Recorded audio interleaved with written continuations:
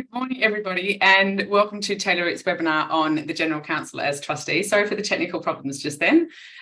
Pretty standard in this day and age. I'm Sarah Ingwerson. I'm a partner at Taylor Root and I head up the in-house team, and I'm delighted to welcome you all here today. Thank you so much for joining. We've had over 100 registrations for today's webinar, which I think indicates the level of interest from our General Counsel community on contributing to not-for-profits as a trustee.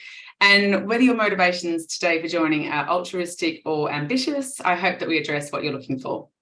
So the format of today's webinar will be a question and answer session with a panel of 2 CEOs from not-for-profits and 2 general counsels who will discuss their various experiences and the potential benefits and challenges for a general counsel as a trustee. So we're going to be looking at the role of a trustee, how to obtain a trustee position, suitable skill sets for trustees, and CEO expectations of a trustee. We hopefully will have time for questions at the end, so please use your chat function and direct who the question is for.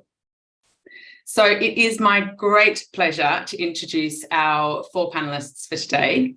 Holly Penalavar is the founder and CEO of Indigo Volunteers, which she established in 2012 to help coordinate the provision of aid, healthcare, education, skills workshops and other vital services to tens of thousands of refugees across Europe. Welcome, Holly. Lucy Phillipson is the CEO of COCO, which provides sustainable sources of quality education and other support to children living in poor and marginalised communities in East Africa. Lucy's worked with the charity since 2004, having started as a volunteer, and is deeply passionate about international relations, development, poverty alleviation, and commitment to accountability. Welcome, Lucy. Fran Forsyth is Global General Counsel for Arcadis, the world's largest company delivering sustainable design, engineering, and consultancy solutions for natural and built assets. And Fran joined Indigo Volunteers, working with Holly in April 2021 as Secretary and a member of the Board of Trustees. Welcome, Fran. Thank you. And Robin Chalmers is currently Chief Legal Counsel at All3 Media International, having previously worked in the UK and internationally in production, distribution and broadcasting at BBC Studios, Fremantle Media and Channel 4. He joined the film and TV charity as a trustee earlier this year. Welcome, Robin. Yeah. With your very impressive bookshelf. Thank you. Thank you all for joining today and welcome. So we're going to kick off this webinar with a poll just to help our panelists get a temperature check of the audience. So I'm just going to launch this now. If you can answer really quickly so that they can just see where you fit. So what's your experience of a trustee? Are you currently or have you previously been a trustee? You don't have any experience but you're looking to try, or you're coming from a not-for-profit who might be looking for a trustee or other.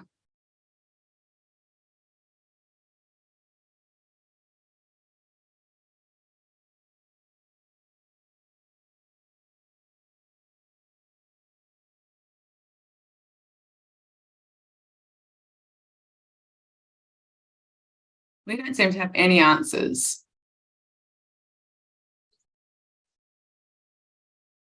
I'm not sure if the poll function is working, but let's just presume that there's a mix of people who have a trustee background and don't have any experience but are looking to try. So let's kick this off. We first want to talk about the role of a trustee and what that actually looks like. So Lucy, you're the CEO of COCO. Can you just talk briefly about the work that COCO does and why you need trustees? Thanks very much, Sarah. So we work in East Africa, in Kenya and Uganda, but we're based in Newcastle upon Tyne. But essentially, we're a registered charity here, and it's really important to have an active board of trustees in position to help us with governance and guidance. And essentially, the trustee board, I'm so sorry, someone's vacuuming. But you do need to have a trustee board to really help with governance, legal aspects especially, and the sort of accounts and finance, because ultimately that's who we're accountable to, and governance is incredibly important, transparency, accountability, and it's the role of those trustees to make sure that the chief exec is doing their job. So essentially we have 8 bosses in my case on the board. So, but they're also the go-to person if I'm not quite sure where to go, which direction, and they definitely help lead on strategic thinking and planning. Yeah, and I think that's a really interesting point, that you've got a very broad range of skill sets supporting you then, don't you? It's not just obviously legal or finance. and there's a lot that comes into it. And I'd encourage everyone to look at the COCO website just to get a further glimpse into the work that COCO does. You list your purpose, Lucy, as providing education to help create opportunities for children to break the poverty cycle. So you've got a really noble and incredible mission that you're aiming to achieve, which is brilliant. Holly, you set up Indigo Volunteers in 2012 to ultimately provide support to refugees across Europe through a network of volunteers. So another amazing not-for-profit. Can you give a brief overview of the work that Indigo does? Yes, so we try and get help to where it's needed most, and we do that predominantly through volunteers like you just mentioned. And when we first started in 2012, we're actually working all in many countries around the world. And in the last 5 or 6 years, we've been really focusing only on the European refugee route. So the main thing we do is get volunteers to our partners who do all kinds of incredible work, helping with get food, aid, shelter, integration classes to refugees. But we also help our partners with organisational development and psychosocial support as well. So that's a really big summary of what we do. Yeah, brilliant. And Holly, it's so evident to hear how passionate you are about the organisation that's effectively your baby. As a CEO, what attributes do you look for in a trustee? I mean, are you specifically looking for someone who'll contribute to the overall kind of corporate governance and legal strategy? How does that work for you? Yeah, I think because when I started the charity, I didn't know really what the function of a board was like I do now. Of course, you learn so much along the way. And it started off as friends or friends of friends, and now we've actually got a fantastic like professional board in place. And I think what I look for is I don't actually even look for experience in the sector. Like, they don't have to have gone volunteering. That's a bonus, if they've got experience, but it's not essential. I look for just passion to want to help and make a difference in a charity. I look for people that would be a really good soundboard, and that's the point of the board, like to a place for me as a CEO to go to, and I know I'll have a sound, rational conversation with someone that can offer a different perspective and either say, yeah, I think you're on the right track, or no, I've got this different idea or thoughts on this, and just passion, really, and a soundboard, I say. Yeah. I think that's quite important, isn't it? Especially for you, where you started this organisation, and Lucy, you worked in the organisation and grew up within it. So just to get that external knowledge base from professionals in their various disciplines. Lucy, from your experience, what are the expectations of a CEO for a trustee? What are the main factors that you consider or evaluate when you're looking at a trustee? I think a lot of it is personality type as well. Like Holly talked a little bit about the passion, and I think the values have to be shared. So regardless of what sort of skill set they bring, they need to be passionate about what it is you're trying to deliver and understand and live your values. If you have a trustee who kind of isn't in line with your values, it's just going to cause problems further down the line. So it's better to kind of start as you mean to go on.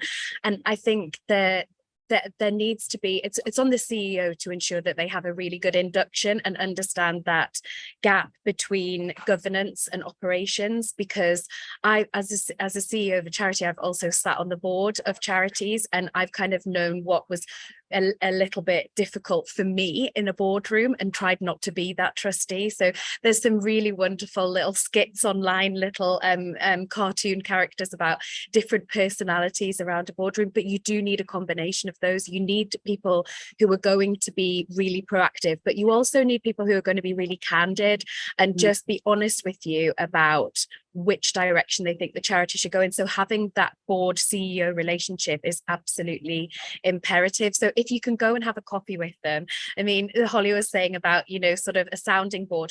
For me, I'm sure some of my board would say that sometimes I treat them a little bit like a therapist because I'll sort of go to them and say, oh, I just don't know what to do with this huge challenge, and I just need a level head. And actually that often comes from people who work in General Counsel, because you kind of have to have a level head there. So yeah, they're like the gold dust of trustees. So someone that can hold a mirror to your face and absolutely, and not be afraid to do that, but also not be afraid to speak up in a boardroom if they think any of the trustees are going in the wrong direction. And it says on the Charities Commission and everywhere else that ultimately trustees must always act in the best interests of the charity. So if we ever feel like we're veering off track, I will remind them of that and say what is in the best interest of Coco to get the job done, and then that'll kind of bring us back. But having a proactive board is a really great thing, but you don't want them to be so proactive that they start doing the job of the executive, because that's just not sustainable for the organization. And I've seen that in a lot of boards, and I see a lot on our CEO Facebook chat as well. That's a really fine balance, though, isn't it? To be Absolutely. consultative and supportive, but not take over. Yeah. And Fran, you work with Holly. You're a trustee of Indigo Volunteers. What type of issues do you deal with as a trustee? Is it all about governance and charity law, or is it broader than that for you? Well, it is a lot about governance, and Holly and Lucy both spoke about the governance and the legal aspects of it. And obviously those are the skills that you bring as a legal trustee to the board. I'm secretary to the board, so there's, you know, making sure that we minute the meetings, that we do everything in accordance with the constitution of the charity, and often to bring conversations back to the constitution and the purpose of the charity, and make sure we're not going off track with our strategy and that everything ties back. But as with the general counsel role, there's a wide variety of issues that pop up. So as the legal trustee, as it were, I often get involved in looking at contracts and employment law issues, in reviewing policies. But generally, I think the real value you add is bringing a different perspective into those conversations. I think both Holly and Lucy talked about the sounding board, and I think that as a lawyer, you bring a very different skill set and a very different perspective into the boardroom, which is really, really important. So do you feel, following on from that, that serving as a trustee has enhanced your experience as a general counsel because of the broad range of areas that you've had to cover, or is that just part and part of what you're doing anyway? Oh, 100%. I mean, that's why I think probably we all enjoy being in-house GCs, because we enjoy the variety of work, and it's, you know, we're used to that, but it's just applying it in a different setting. Yeah, perfect. Thank you. Robin, you are the trustee of a very different organisation, the Film and TV Charity, which has benevolent roots and, you know, really strong grounding in the film and TV industry. Are your responsibilities as a trustee different to what Fran's outlined, or are they more specific to the industry that you support? Yeah, I suppose that hearing all the others talk, they're similar and different, I think, and the charities context is similar and different. You're absolutely right. We operate in a different sector, but we provide sort of frontline crisis support in terms of financial advice, well-being advice, support around bullying, harassment, but also we work as a campaigning organisation as a catalyst for change to essentially make lives better for people, and that's what Holly and Lucy were describing as well.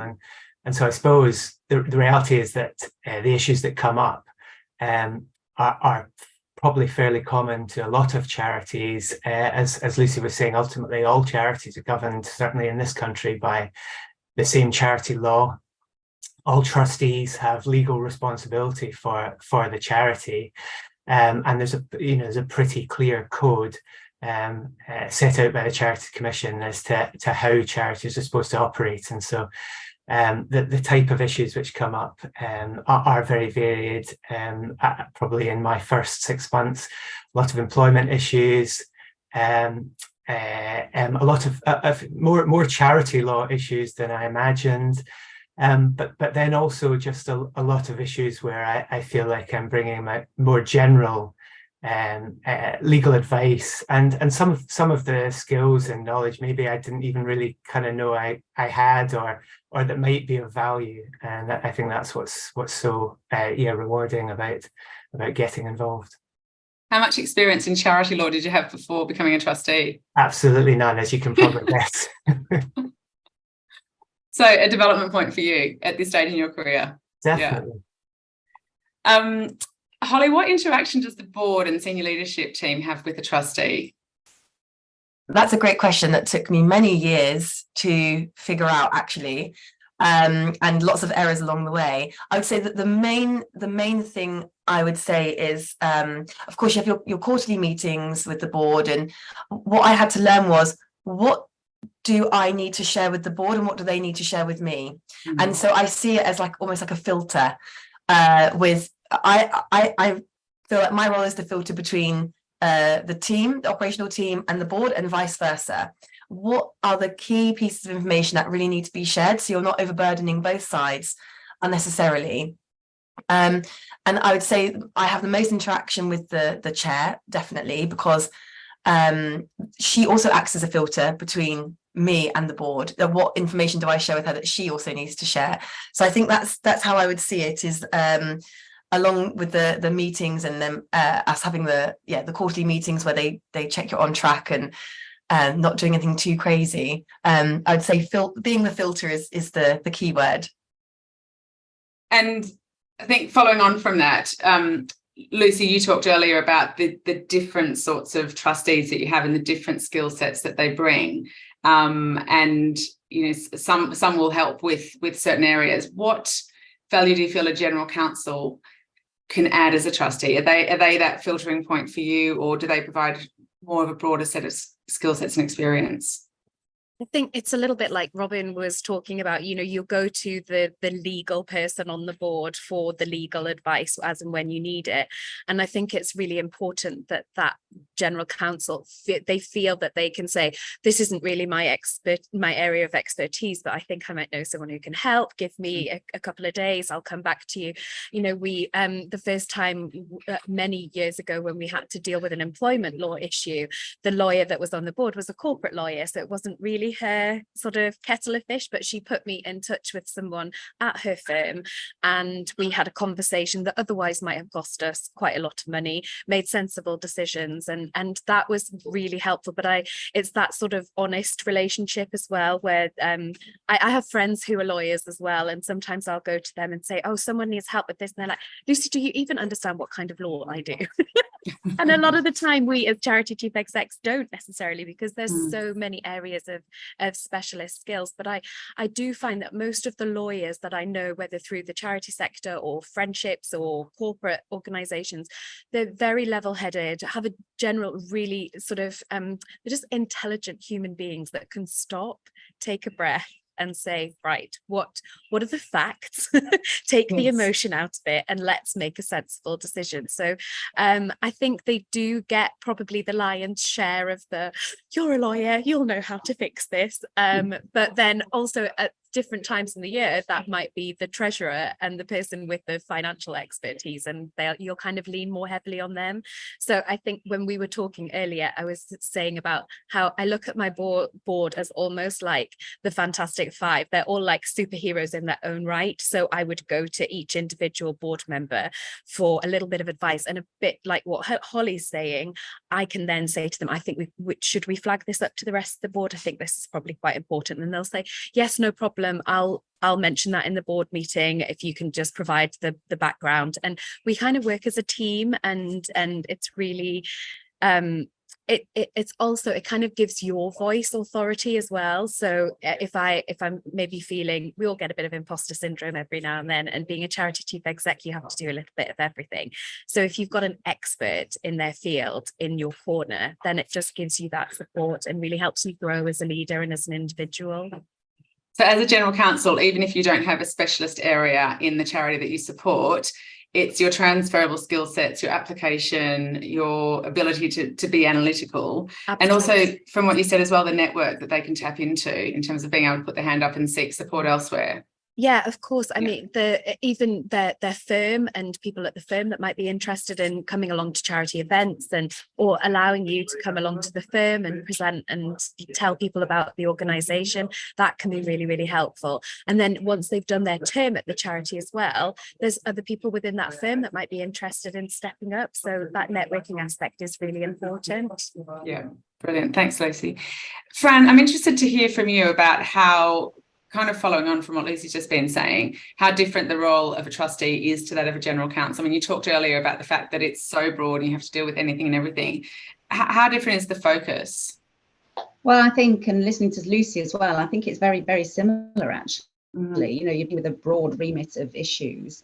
You know, I completely resonates with me when she says that, you know, people are surprised when you say, well, I'm a lawyer, but I can't do that bit of law, or I can't do that bit of law. You know, you can't necessarily dive into an employment law issue, but you can act as that funnel to recognize what the specific question is and to find somebody who can give you a correct up-to-date answer. So I think you know, it's a very similar role, I think that people would feel relatively comfortable in it because you're dealing with a wide variety of questions. I have no prior experience. I turned up with a textbook, but there's an awful lot of resources online, and also there is a very wide network of pro bono support available. So where it's different is that you don't have that specialist support around you. You know, there's no privacy officer to reach out to just check a point. There's no overseas officers you can contact to try and do it within the charity itself. You've got to go external, but there are lots of places that you can do that. And also the buck stops with you, doesn't it? Well, it does, but then it does in all of our roles, doesn't it? So I think that we all should feel very comfortable with that. And I think that's actually one of the skills that we bring into an organisation, in that we're not scared of taking judgment calls, because that's what we do every day. In terms of anybody in the audience who is interested in moving to a trustee position, it'd be great to talk about how you'd actually go about that. So, Holly, from your perspective, what's the process for recruiting or appointing a trustee, both at Indigo Volunteers and more generally from your network on the CEO side?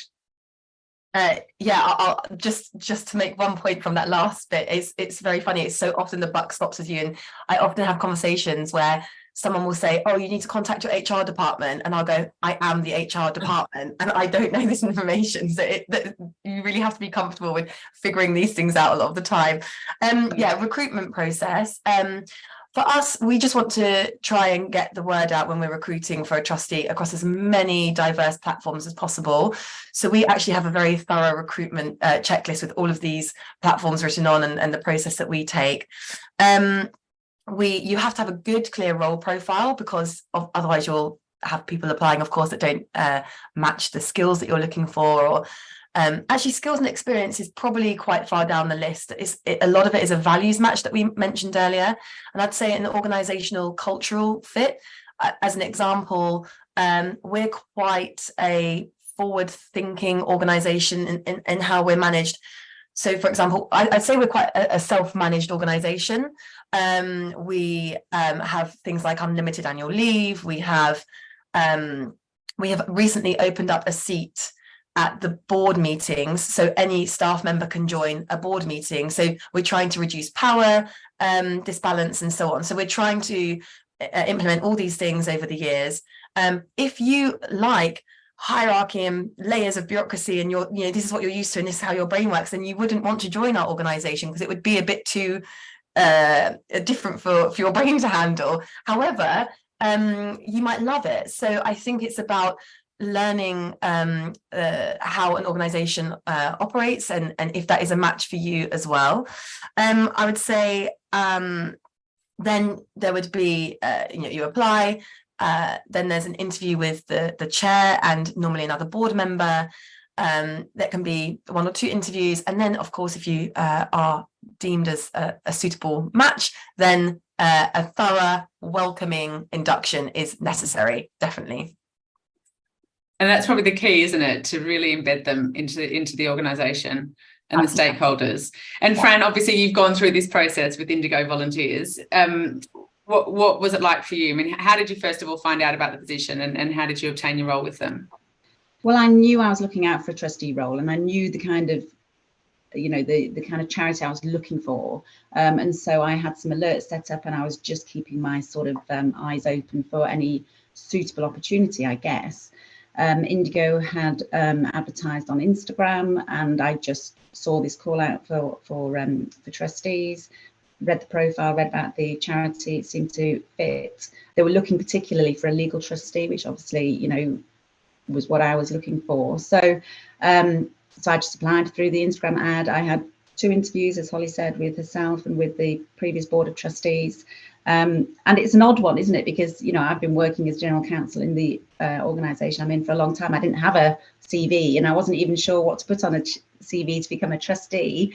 But it's just showing what skills you have and what you could bring to an organisation. And then, as Holly said, I think having the passion for that particular charity is really key. And I think that I'm sure that comes across in interview, and that's what you really need to be able to demonstrate. So, yeah, it was a relatively straightforward process as far as I was concerned. Once I'd made the decision and I was looking for something and I was clear where I wanted to be, actually then landing it was relatively straightforward.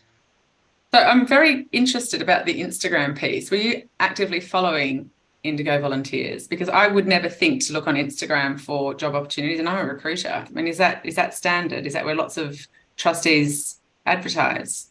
Well, that's interesting because I mean, Indigo is very active on social media in order to attract people who want to volunteer. So I wasn't looking on Instagram for a trustee role, and I don't think I even followed Indigo at that time, but I think I followed other refugee charities, and I think it probably appeared in my feed off the back of that. And this goes back to Holly's point about being diverse with the various platforms that you're targeting. Yeah, I think so. Absolutely. Absolutely. Just having your mind open and your feelers up, basically. Yes, definitely. And Fran, we have talked about this a little bit, but just to kind of cover off on it, what transferable legal skills do you think you had as a general counsel, as a senior lawyer, that have helped you segue into a trustee role? Well, I think as a lawyer, we all have that ability to analyse a situation. So asking the right questions, taking a calm approach, you know, so if something happens or you get a very strong letter in, or, you know, something happens that the charity's not really sure about, it's that ability to go in and just say, right, well, you know, what's happened, what's in writing, what's the background to this, and just the ability to sort of plan an approach, think about the priorities, think about the options available. You know, that's what we all do in our daily life with anything that crops up with work. I think also a general understanding of what good governance looks like and feels like, and then conversely what it doesn't look like. So just having that gut feel about when things are done in the correct way, or where you might need to step back and think, well, hang on a minute, do we need to tell somebody about this, or should we be doing this slightly differently? And then I think also just being comfortable making decisions, you know, just being present in a board meeting where they might be talking about all sorts of things that you don't quite understand or you're not familiar with, because it's a sector you're not used to, but at the same time it's coming down to that trusting your gut feeling on certain issues and just putting a different point of view forward. I think that's very valuable as well. I suppose that ties into how you present your CV as well, in terms of what skill sets you highlight, what experience you think might be transferable, and how you expand on that.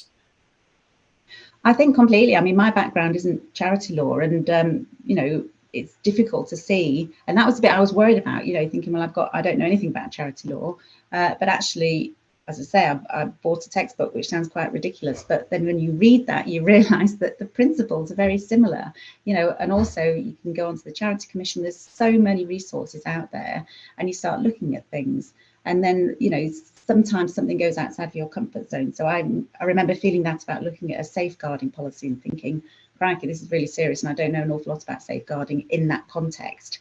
But then you can inform yourself. There's plenty of precedents online. You can obviously go on to the websites of other charities and look at what they're doing. You can just read around the subject and you can get yourself comfortable with it. We're going to share the details of that textbook that Fran's mentioned with everybody afterwards as well. I'll be on commission with that. So you can all buy a copy. I mean, Sarah, just a quick point on the CV, Yes. because I did have to produce a CV, and yeah, I had to stop and think about it. And actually, what I did realise was it was a lot of just working experience of participating in, you know, decision-making forums, you know, right up to, you know, sitting on executive boards, but even just management meetings. It's, you know, it's just about thinking about all that experience you've got of dealing with an issue, trying to solve a problem, and as Fran says, you know, the kind of systematic way in which I think lawyers are quite well trained and experienced in participating and in helping. And I suppose with the CV, you know, we talk about this generally with the lawyers that we work with, is it's putting yourself in the place of the reader, who probably is not going to be a lawyer. So what would a CEO want to see on a CV for a trustee? You know, what skill sets are transferable? Don't presume any level of knowledge. Don't presume because you've done a corporate transaction, a CEO is going to know all the commercial agreements and everything else that you've covered. So almost kind of spell it out.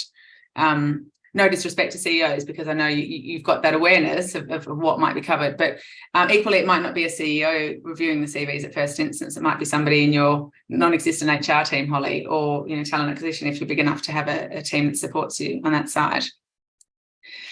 Robin, keeping with you, you've obviously got a strong background in the media industry. You know, you've worked at BBC, Channel 4, Fremantle Media, and now you're at All 3 Media. So your trustee position was almost a natural progression to you, or for you, in terms of your skill set. How important do you think it is to have relevant industry experience, or at least a passion that Fran's talked about in the industry that you support? I mean, definitely everybody's talked about you have to be passionate about the subject matter of the charity. So for me, as you said, it was more of an evolution than diving into something completely different. But it is very, very different. As I said, ultimately, it's a support charity, you know, we're dealing. I mean, we provide a 24/7 helpline, for example, and that's nothing I've got any experience of from media. It just happens that, you know, the people that support line is supporting work in film and television and cinema. So I don't think it's in any way essential to have industry experience. My fellow trustees, loads of them don't have any, given you know some of the nature of the charity focus that I've talked about. We have people who have PR backgrounds, particularly around campaigning for financial literacy. We have people who have run care homes. We have people who have worked in investment management, because you know we have a set of reserves that we invest to fund the charity's activities, and people with backgrounds in fundraising. So, and none of all of these skills, I suppose it's like our daily lives. People come with a functional experience and then yes, with a kind of sector experience. But what you need, again, what everybody's talked about, is the team, and it's for ultimately a combination of the chair and the CEO to work out what does that team need to look like, and how does it work best. But you know, kind of, I guess all those teams have always got a legal trustee as part of them. And I suppose it makes sense to focus on an area that you're interested in and that you can relate to and have a passion for. But it's good to know that actually with your skill set, it's so diverse in terms of application. It's definitely given me loads of confidence. You know, now already just 6 months in, I'd be really confident that I could add value at a charity in a completely different sector, and that would be, you know, very exciting to do as well. So I definitely would urge anybody just to kind of dip the toe in, start wherever you can. I started actually, I mean, really my journey started getting involved in things like DEI and ESG within work. And then the real step was when actually I became a school governor, and I ended up being chair of the governors of a local authority school during the pandemic. And obviously I knew nothing about local government, I knew nothing about education, but you know, we all did okay there. And you know, that was, you know, that's a great way, and I think is just to see if you can volunteer as a governor in your local school. And we see lots of senior lawyers and general counsels who are governors. So for anybody in the audience who's already a governor or thinking of being a governor, that's from obviously what Robin said, part of the way through the process, in terms of just building on your skill set and just having that point of differentiation to distinguish you from the other applicants. Because I think it is quite a competitive process going for a trustee position, because it is so thorough and so process oriented from what we've heard Holly talk about.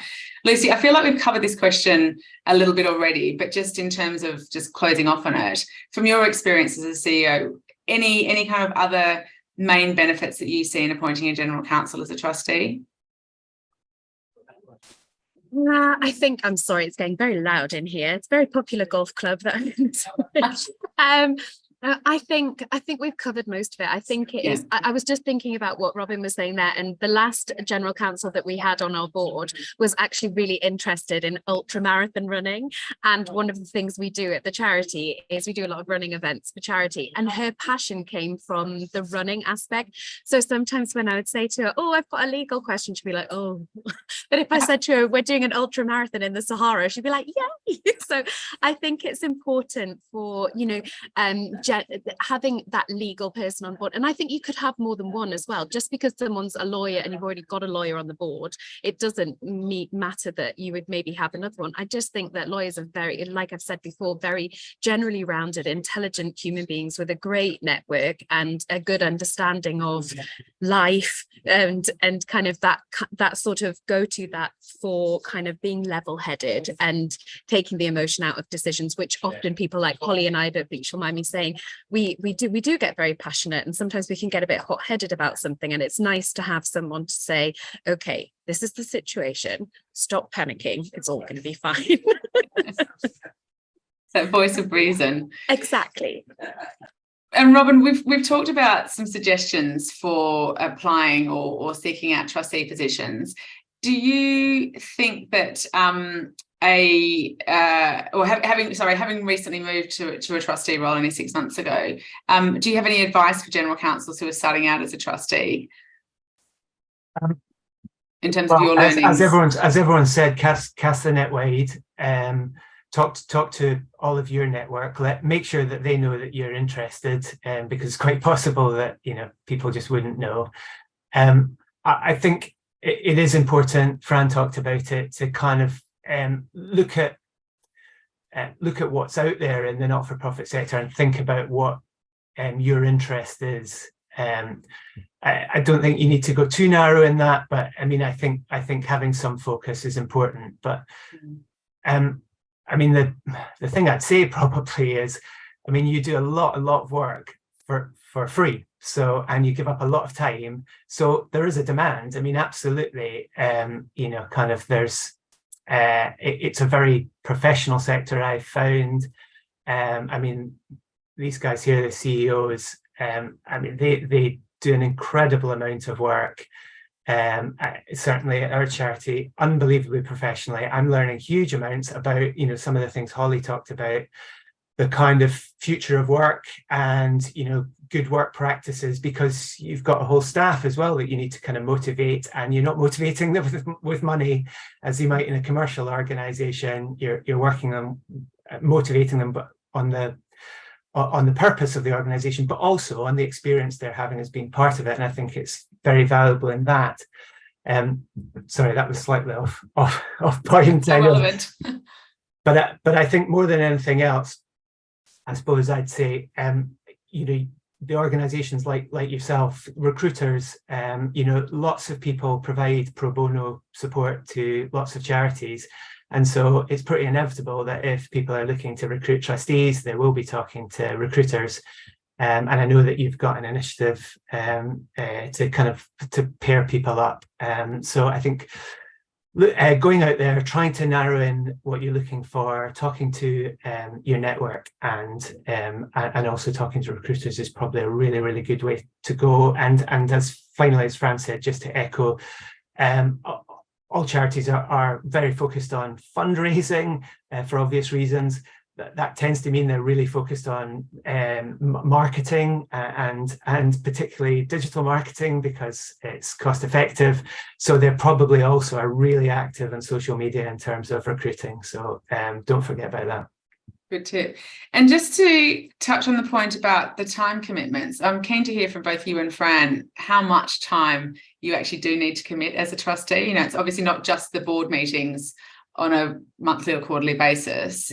There's all the ad hoc work that comes up. What does that look like for you both? Robin? Very variable. I think there's always a lot of time being spent by trustees. And what I find is it depends what the issue is in terms of what kind of subset of the trustees will get very actively involved. As I say, the CEO is carrying so much that when there is an issue, they really, really need that support. And I suppose in the last 6 months, there have been a couple of issues at our charity. One, which I would say for about 3 weeks, I was pretty much on calls every day. And then another issue where it would have been other people with different background and different skill sets. But I would say that's definitely part of the job, is to, zoom in and really roll the sleeves up and get involved in tackling problems. And then more generally, it's again, same thing, quarterly cycle of board meetings. But you really need to put in a lot of time before that to make sure that you're fully up to speed, and then you can use the time in a board meeting as effectively as possible. And then we've got an offsite tomorrow where we're going through strategy, etc. So yeah, it's time consuming but hugely rewarding, and I'm very, very lucky that my employer is hugely supportive. So in terms of, I went to them, said I was interested in this opportunity, said I was very happy to take holiday and whatever, and they said no, take the time, we're getting back from it, we want to support, I guess sector as well, we want to support the organisation. But definitely ask that as well. Don't just start using all your holiday. Yes, I suppose that helps to have a related not-for-profit to the industry that you work in, even though it's not essential, just in terms of getting the support and the buy-in from your company. So it sounds like potentially a day job on top of your day job and your other life. Fran, what about you? What's your experience in terms of Indigo Volunteers? Yeah, I guess it depends on the issue, and some issues require much more dedicated support in a short time scale. Otherwise, it's keeping on top of issues and moving things forward, and trying to find that capacity to be proactive in the role rather than completely reactive, which is a tricky balance sometimes. I think when looking for a role, that's a really important thing to think about. How supportive is your employer going to be, or are you going to have to do this all in your own time or take holiday, etc., because that would, I imagine, be a determining factor for many people. And the more you put into it, obviously the more you're going to get out of it, so it's thinking about it in that way as well. Yeah. Any learnings that you've had whilst being a trustee that you're able to share with the audience? I'm sure there's a lot. Well, there are a lot, and I think Robin made a good point. We shouldn't forget the value that I'm learning from being a trustee and from seeing what Holly does and the challenges of every day of a charity sector. It's a very different environment to the one I'm used to. So I'm learning an awful lot, and I've got insight into an awful lot that I didn't have insight into otherwise.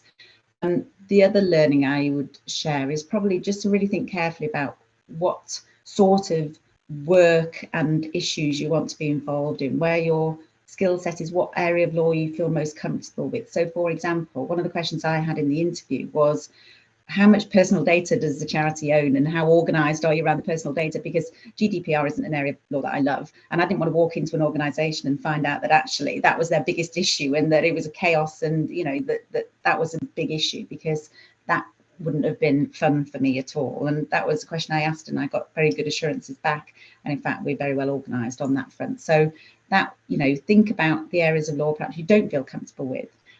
Similarly, how comfortable are you advising around the presence of the charity and the activities overseas? Do you do that in your day job? Do you feel comfortable that you could identify some key issues, or are you only working in the UK?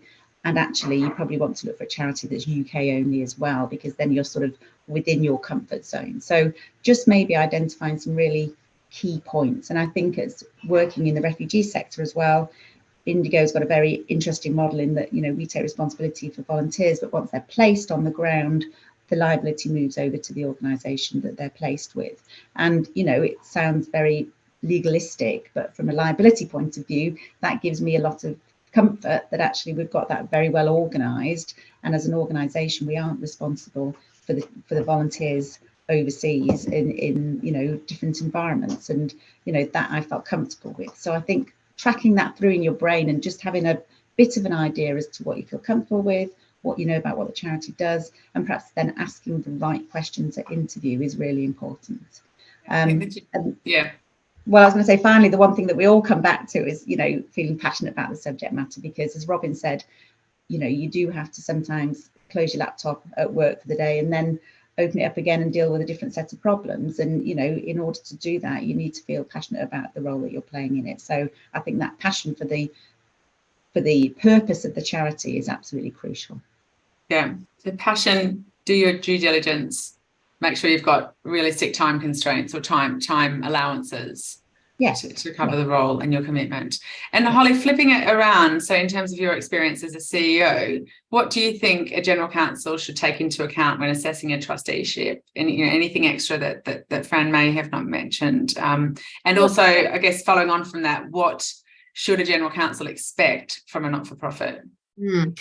I'd say that there's different types of boards that I think aren't explicitly spoken about. There are some boards that really do the tick boxing. We turn up and these are we do the meetings and we help make decisions, and that's it. And then there are some boards like ours where you're a bit more proactive and involved.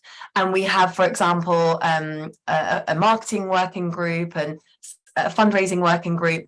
And of course, no one's obliged, actually it comes from the board to have these working groups. So it's good to know how involved is this board and assess that against your time commitment. And if you are particularly passionate and maybe your organization, some organizations give you trustee days, actually, like they can give you 3 to 5 a year. So you actually can join these working groups and take that time off work. So I would say really find out what kind of board is it. The size of the organization, that's also important. Do you want to join an organization that's a bit smaller and you can see your impact a bit more, or a bigger organization with the benefits being that it's likely, not always, to be a bit more well run or smooth and experienced? So that's really important in just doing your research there. And I would say what a trustee should expect from the charity is a really good induction, complete transparency. So at the moment we are very interested in recruiting trustees, but we're in a bit of a funding kerfuffle, which charity isn't at the moment. So we are having to put that on hold, even though we really want trustees. It's not the right time unless there's a brave trustees that want to join. But we want to get ourselves in a bit more of a sustainable funding situation before we have new trustees join. So you want complete transparency of these the situation of the charities in. And I would say a call with the CEO might be good, just to get, again, a better understanding operationally of what's happening, not just from the trustees.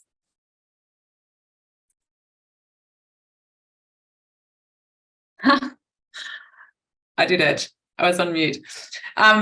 I knew somebody would do it and I was hoping it would be me. I wonder if following this webinar, we could actually get a list of potential questions that might be asked at a trustee interview for our audience, because we are going to put a toolkit together with, advice on how to create a CV for a trustee interview, what to expect, and also those interview questions just to help anybody through that process. So thank you, Holly, that's a really useful oversight. One final question before we move on to questions from our audience. Lucy, from your perspective as a CEO, what advice do you have for any general counsels who might want to be a trustee?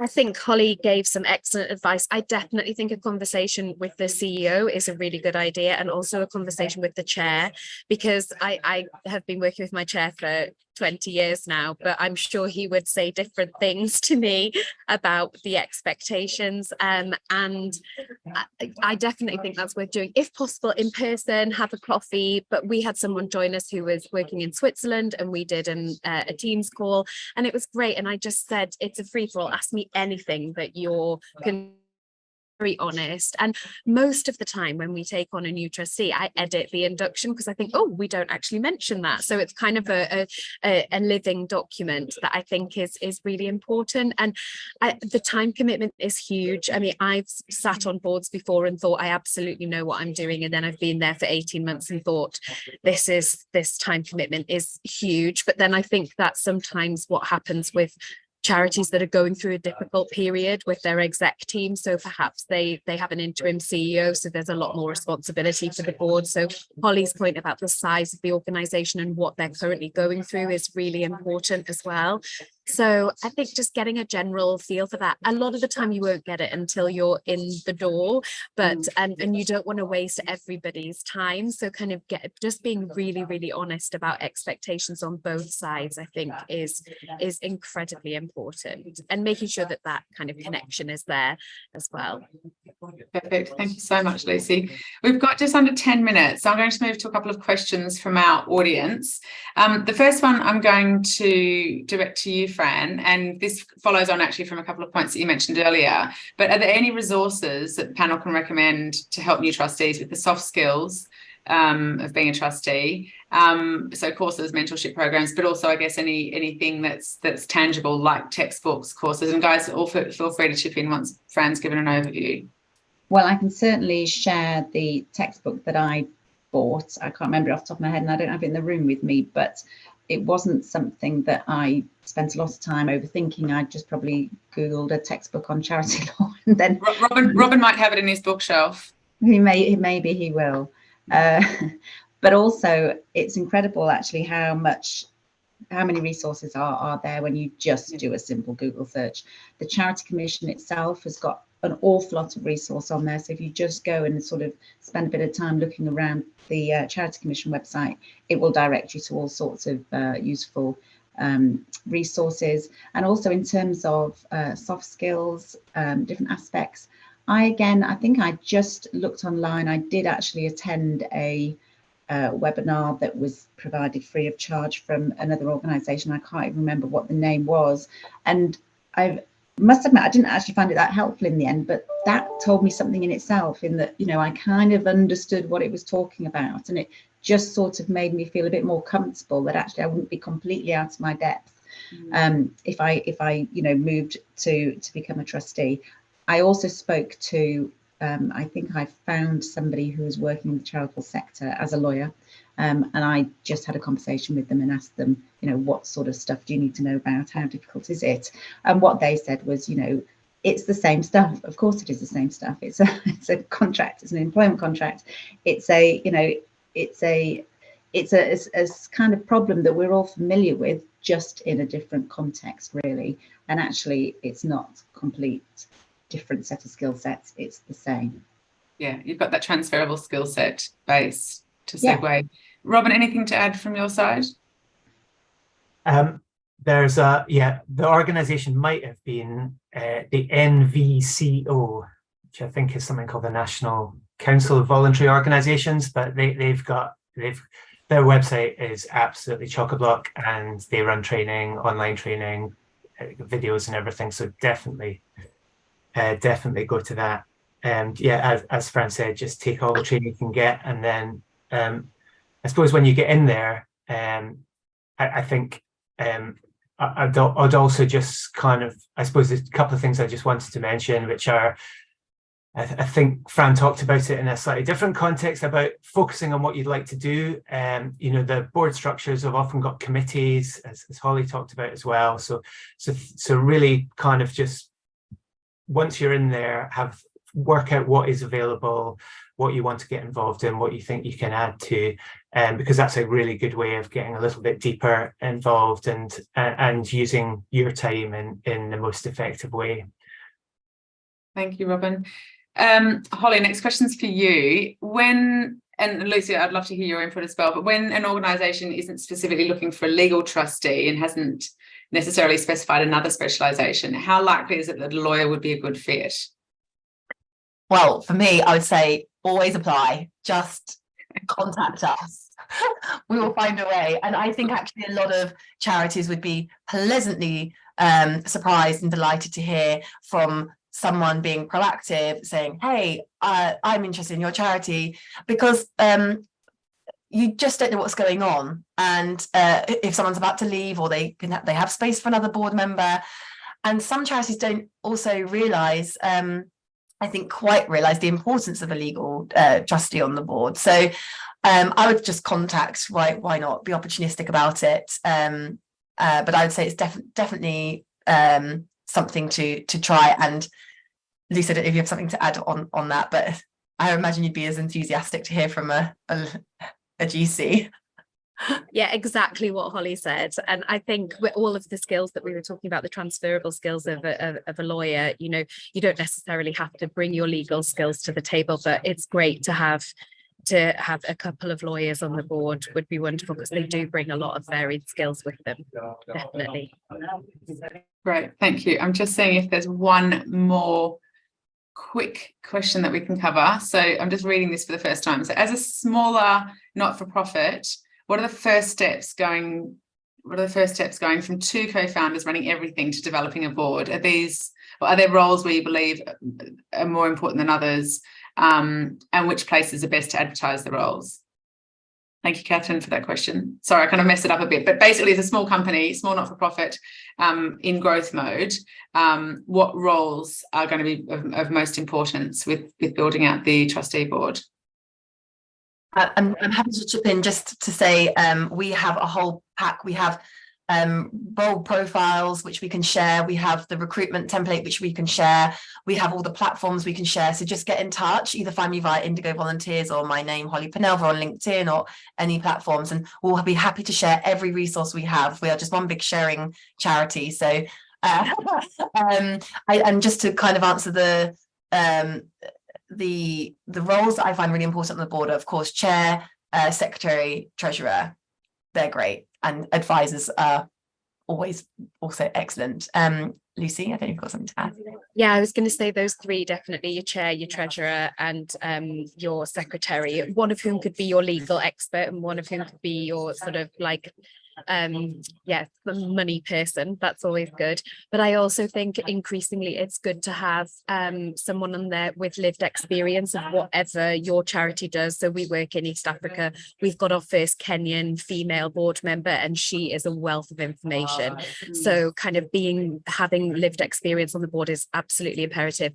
And also we've just appointed one of our board members as our safeguarding representative, because it just means that I can, if I have something that I think is a safeguarding concern, I can say, Chris, can you just have a look at this? I think we've got it under control. Here's my one-page report. Let me know if you want to take it further. But safeguarding is a huge issue for all charities now. So I would look at those two. And then if you've got the chance, fundraising and marketing, anybody who's good at social media marketing and fundraising and has that big network, those would be my sort of my 6 superheroes without question.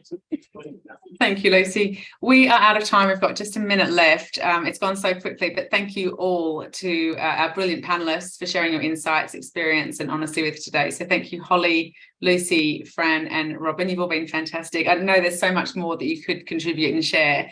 But I think following on from this, we will be sending an email around with the link to the recording, with a bit of a toolkit that Taylor Root's putting together. We'll send any websites that have been mentioned. We'll send that textbook that Fran referenced as well, so that you've basically got that kit too. And we'll also send everybody's contact details if you want to get in touch directly. I haven't actually offered or spoken to you guys. That's exactly what I was going to say. Yeah, if anybody wants to chat about what it's like, then just just track us down. Well, track me down. Thank you. And thanks everybody who's dialed in today. You know, hopefully you've gained some insights into the unique role that a general counsel can bring, and hopefully you've also, from hearing from our general counsel panelists, got that confidence and that push that your skill set is so transferable, you know, in terms of being able to contribute to corporate governance, legal strategy, also understanding or enhancing your understanding, of risk management and compliance, and kind of underpinning all that, I guess, you know, as Robin mentioned too, it does contribute still to your professional growth, even as a general counsel, so that, you know, you're kind of still forever learning in this role as a trustee. Finally, if you're interested in joining Taylor Root's trustee program that Robin mentioned, we basically share the details of not-for-profit trustee positions with our General Counsel network. We don't actually facilitate the recruitment, but we just kind of signpost you to those opportunities. Reply to the follow-up email that we'll be sending out in the next few days, and I'll add you to the list. But thank you, everybody. Thanks so much for joining. Thanks to our panelists, and have a great day. Thank you. Thank you, Sarah. Thanks, everyone.